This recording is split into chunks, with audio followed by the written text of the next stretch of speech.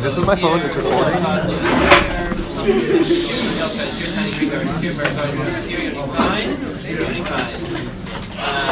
Paige Davis is here, Abby Cooper is here, Adam Barron is here.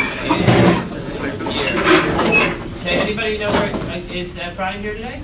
Yes. Okay. So. Oh. Buzzer. Literally buzzer. Okay. That's the Kula. Not. It's an alphabet right there.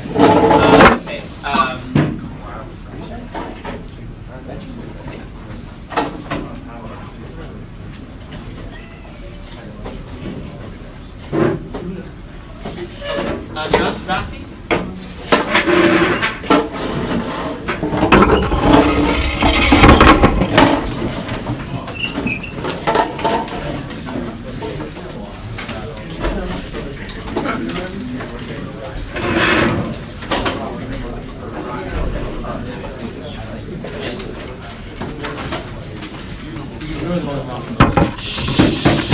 Alright, so we started the week by asking what nesach is the bracha for b'dikas chametz. So there are two different versions of Rava's statement. Rav Papi said that it's li va'er chametz, and Rav Papa says that it's al bir chametz.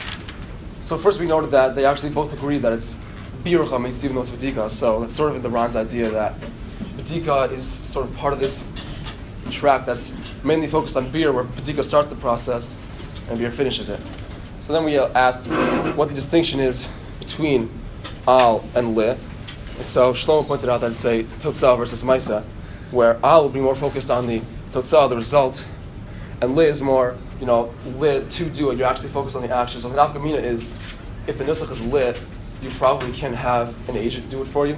You have to do it yourself, but it's al, you probably can have a shliach do it for you. Right, and then the Gemara asks, what are they really arguing about? What's the crux of their disagreement? So they said that they're arguing about what the definition of al means. So because everyone agrees that there's the rule of overlap siyas, and you have to say it before you actually do the mitzvah. So Rav Papi holds that the definition of al is that it applies to a past action.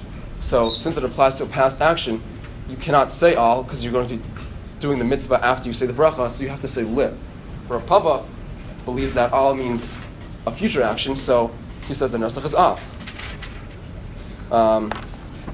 Right, so then we said, where's this rule of overlap siyas from?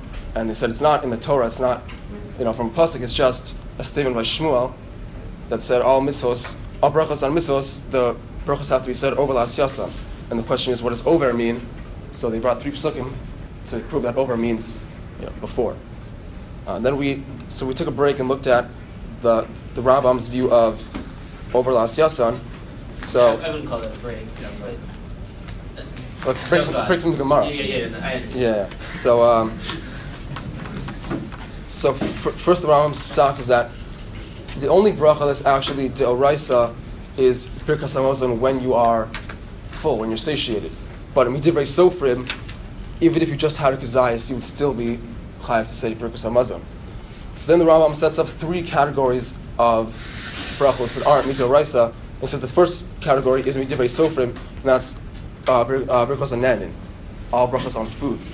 And so the way that it's midivrei sofrim is that it's drawn out from the original deoraisa, but that's how midivrei sofrims work. They're very close to the actual deoraisa itself, because once we see that when you have a full meal and you need to have this thank you afterwards in the form of birkas hamazon, we can easily extrapolate that for all foods you need to have this please and thank you formulation. So you need a bracha beforehand as well. Right, he says that so that's how it's midivrei sofrim, but the actual logic of it is from the Gemara, where it says that anybody who derives benefit from this world without saying a bracha beforehand, it's a mal, it's called stealing from heaven. So that's the logic behind it. And he points out that the exception is that if you're just tasting, you're not really stealing, and you're not deriving any benefit, so it's not a mal, so you don't have to say a bracha beforehand. All right, so the next category of brachos that he sets up is birkos hamitzvos. And he uses this kishem and kach formulation, where he says just like by brachos you need by food you need brachos beforehand, so too kach by mitzvos you need brachos beforehand. So usually when the Rambam says kishem and kach like that, you could understand that the two categories are somehow connected. So the Rav said that the connection between those two categories is that the bracha, both by food and by mitzvahs, functions as a matir.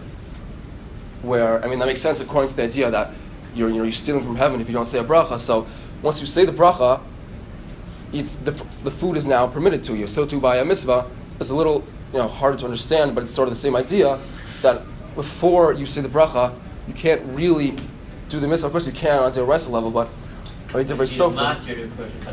exactly. Who asked the question then? Nachman, standing in the yeshiva?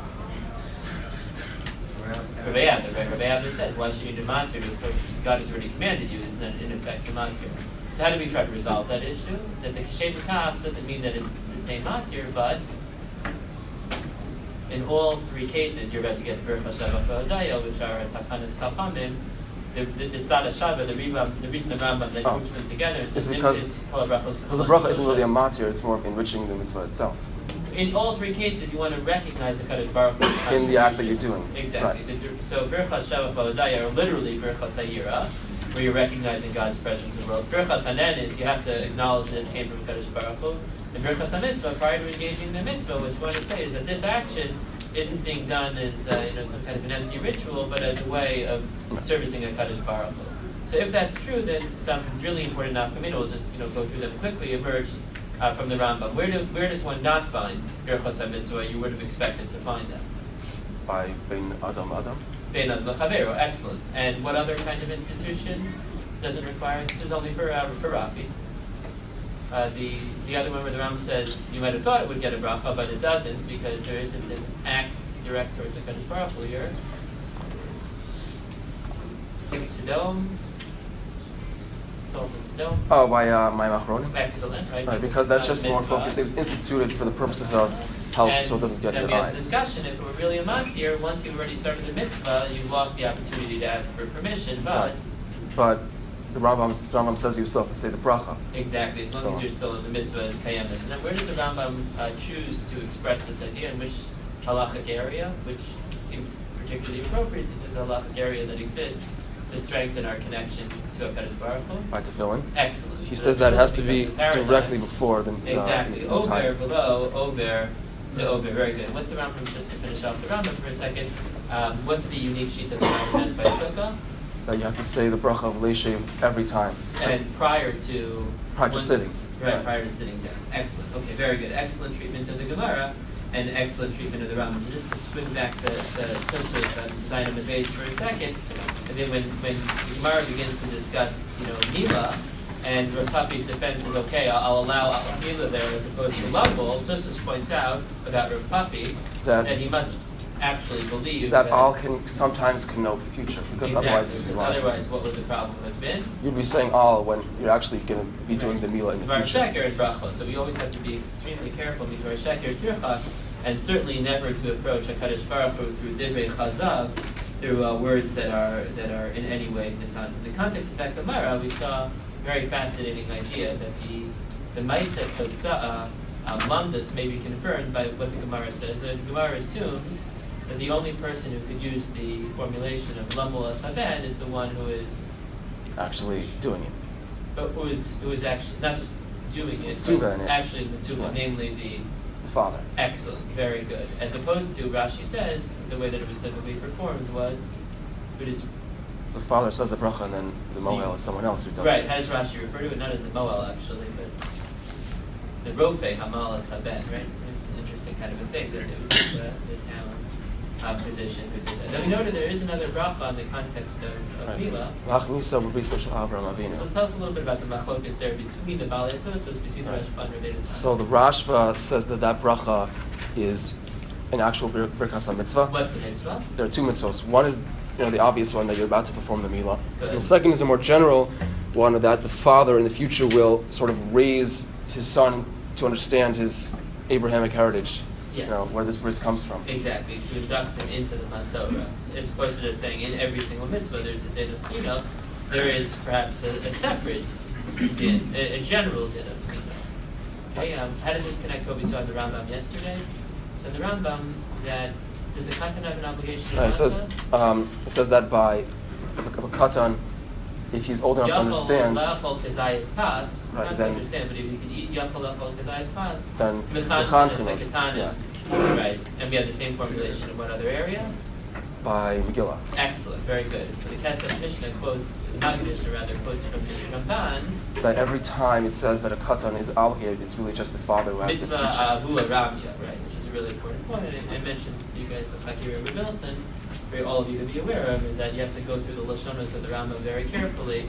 Sometimes it adheres to the father, sometimes it adheres in the son. Okay, excellent. What about Rabbeinu Tam's perspective? So Rabbeinu Tam sees that Avraham Avinu is a Birkas Shavech v'Hodaya, that it's more just lauding Hashem for, during this child's induction to his faith.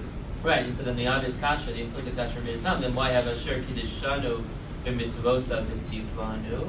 Why are we talking about the mitzvah? So Rabbeinu Tam responds to that the